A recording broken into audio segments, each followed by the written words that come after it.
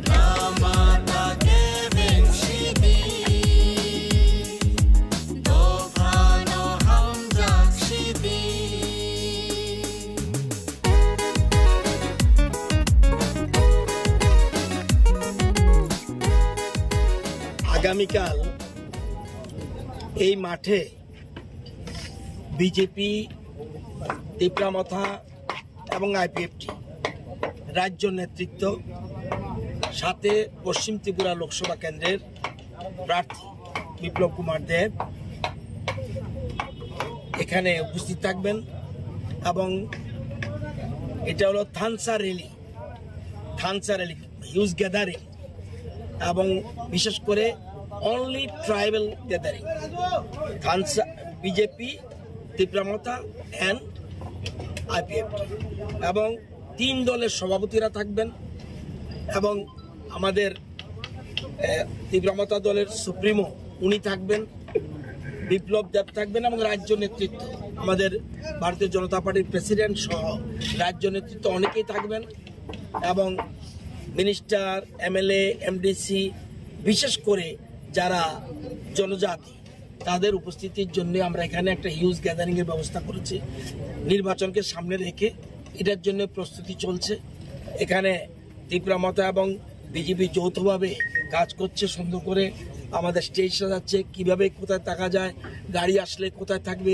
4টা লোকেশন করা হয়েছে, 4টা লোকেশনে গাড়ি থাকবে। পরবর্তী সময়ে এখানে থাকলে জল খাওয়ার জন্য কোনো অসুবিধা আছে কিনা সেটা দেখার জন্য আমাদের ভলান্টিয়াররা থাকবে। রাতব্যাপী সমস্ত কার্যকর্তারা কাজ করছেন। আমরা আশা করি হিউজ গ্যাদারিং হবে এবং ইদানিংকালের মধ্যে রেকর্ড সংখ্যক গ্যাদারিং এখানে থাকার জন্য আমরা প্রস্তুতি নিয়েছি। যদি দিনটা ভালো থাকে তাহলে আর কোনো চিন্তা করতে হবে না, এটা আমরা বুঝতে পারছি। খানানি সালো খরক বুসক ভলান্টিয়ার চংজাখা ও যে পান্ডানো চারিটি সানান বারে এখানে প্রায় আমাদের প্রায় 500-র মতো ভলান্টিয়ার, 2 দলে মিলে 3 দলে মিলে প্রায় 500 মতো ভলান্টিয়ার থাকবে। ভলান্টিয়ারদের আমরা আমাদের 3টা দলের মূল উদ্দেশ্য হলো থানচা, সেখানে ভলান্টিয়ার না থাকলেও চলে, কারণ আমাদের সো ডিসিপ্লিন পার্টি।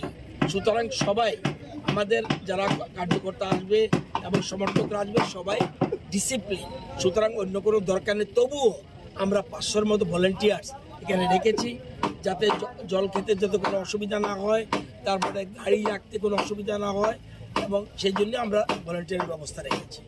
কোন ডিস্ট্রিক্ট থেকে কোন ডিস্ট্রিক্ট থেকে আসবে এখানে? অনলি ওয়েস্ট ত্রিপুরা লোকসভা কেন্দ্রের যেখানে জনজাতিরা Tiprasa mainly no ওয়ানচা only Tiprasa.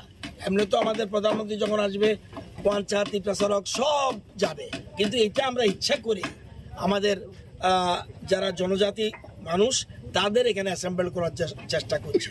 যেমন যে জায়গায় যেমন সিমনাথ থেকে আসবে, যেখানে মোহনপুরের ট্রাইবেল বেল্ট আসবে, যেমন জিরানিয়া মজলিশপুরের ট্রাইবেল বেল্ট আসবে, মান্দার পুরো আসবে, সেরকম টাকারজোলা, গোলাঘাটি, বাগমা, ওয়েস্ট ত্রিপুরা লোকসভাকে আমরা সেন্ট্রালি মেইনলি এখানে আমরা জড়ো করার প্ল্যান নিয়েছি। কালকের দিনে কি বার্তা থাকবে আপনার এই জনসভাতে? মূল জিনিস থানছা দেশ, রাজ্যের ডেভেলপমেন্ট, রাজ্যের অগ্রগতি। আমরা জানি আমাদের বিশেষ করে মোদিজির মূল স্লোগান সবকা সাথ সবকা বিকাশ, এবং সেই জন্য আপনারা জানেন কিছুদিন আগে দিল্লিতে একটা মৌ স্বাক্ষরিত হয়েছে। মূল উদ্দেশ্য হলো সাংস্কৃতিক, অর্থনৈতিক এবং সামাজিক উন্নয়নের জন্য যা যা করার দিল্লি করবে। সেই জন্যই ত্রিপুরা সহ সমস্ত দল আমরা ঐক্যবদ্ধ হয়েছি। এই তিনটা দল ছাড়া আমি যদি বলি আপনাকে, কোনো দল আছে ত্রিপুরা রাজ্যে? হ্যাঁ, নামে আছে, মাঠে নেই। বর্তমানে বিজেপি, ত্রিপুরা আইপিএফটি মাঠে রয়েছে, আর অন্য কোনো রাজনৈতিক দল নেই বলে আমার বিশ্বাস। ভোটে দাঁড়িয়েছে, আপনারা রেজাল্টের পরে দেখবেন যে দুইটা কেন্দ্রেই বিরোধীদের সবাই জামানত জব্দ হবে। জামানত জব্দ কীভাবে হয় জানেন? যা ভোট কাস্টিং হবে তার 1/6 কম যদি পায় তার জামানত থাকবে না। আমার বিশ্বাস দুইটা কেন্দ্রেই তাদের জামানত জব্দ হবে।